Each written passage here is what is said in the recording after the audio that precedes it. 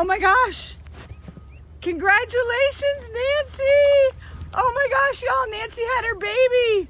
Oh my gosh, brand new baby. Look, umbilical cord. Welcome to the world, baby. Nancy, good job. Good job. Oh my gosh.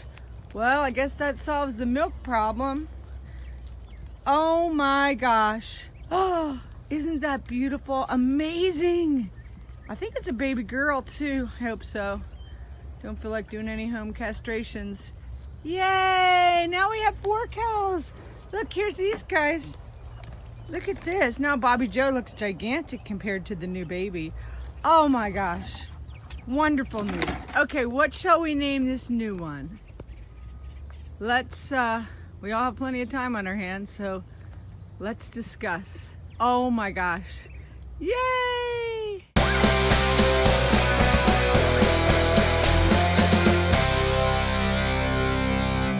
Hey y'all, today I decided we're gonna go to church. Look, there's one in my front yard.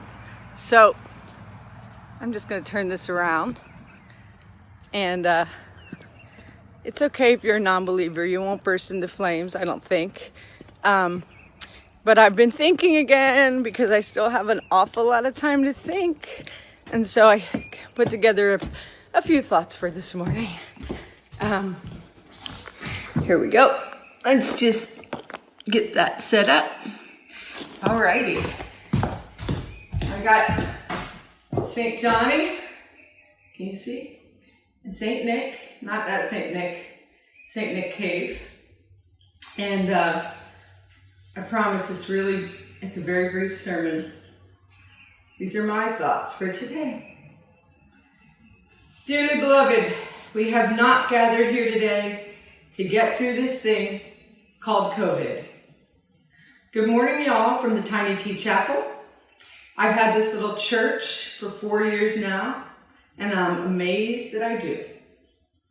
Me, non-believer in the sky wizard, opponent of organized religion, owner of a church. There were a number of weddings that were supposed to happen out here in the coming weeks, save for 2 tiny elopements, which I shall be conducting from perhaps 100 feet away. Everything else has been canceled or postponed. I know there are a lot of bummed out couples, bummed out because they wanted to get married, bummed out because those who choose not to reschedule are out a bundle of money. I'm doing my best to be accommodating. I'm offering new dates at no cost, which means I cannot now book those dates for money.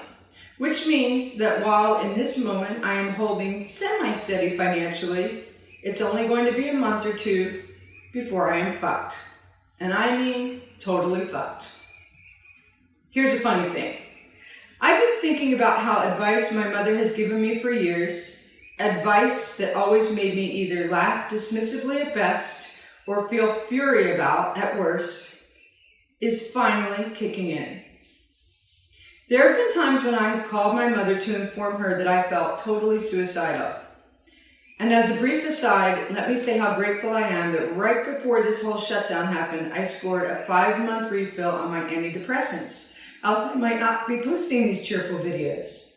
So thank you, modern chemistry. Anyway, back to my mother. I might say to her, Mom, I'm thinking about jumping off a bridge.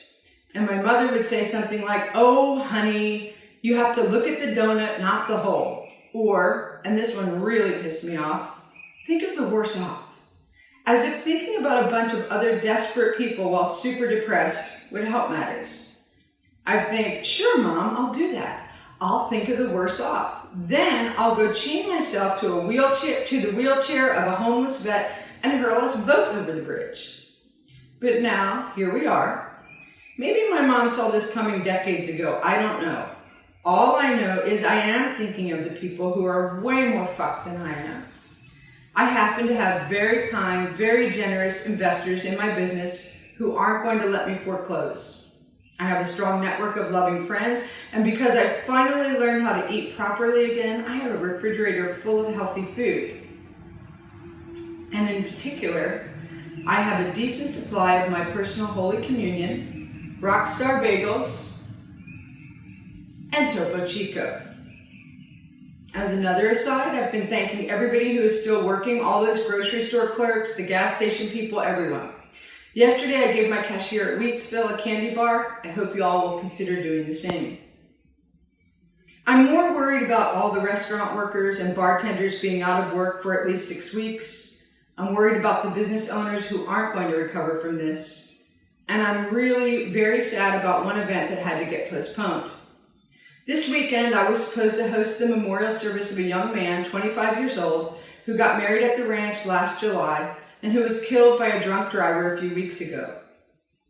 I'm not sure that I believe that closure is a real thing, but I do know that the memorial service would be a starting point for his very young widow, his mother, and all of his family and friends to take a tentative step forward in their healing. Now, that has to wait. I think about all these people and I send them my best vibes. I remind myself I'm going to be fine or not. And yet, as a third aside, let me say that this morning I drew a series of tarot cards that seems to suggest I'm not going to make it until sundown today. The way I interpret those messages is as follows. It's time to stop looking at tarot cards for a while. And my unsolicited advice for today is that maybe you can stop looking at the news so much. But if the cards are right, well then, as I mentioned yesterday, if something terrible does happen to me, if this thing takes me out, I will go knowing that I spent my last weeks enjoying myself, listening to the birds, looking at the beautiful green lawn that is blowing up with the wildflowers, thinking of Bob and how he used to mow the fuck out of the yard, and counting my #blessings. And if I do get through it, then I will reinvent myself yet again, rebuild this business, and carry on. I hope you all are hanging in there. Please take good care of you.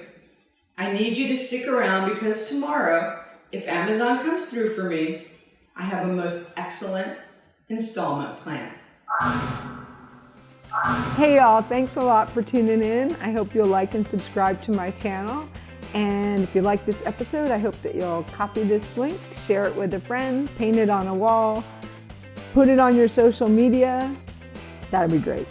Thanks a million. Take it easy.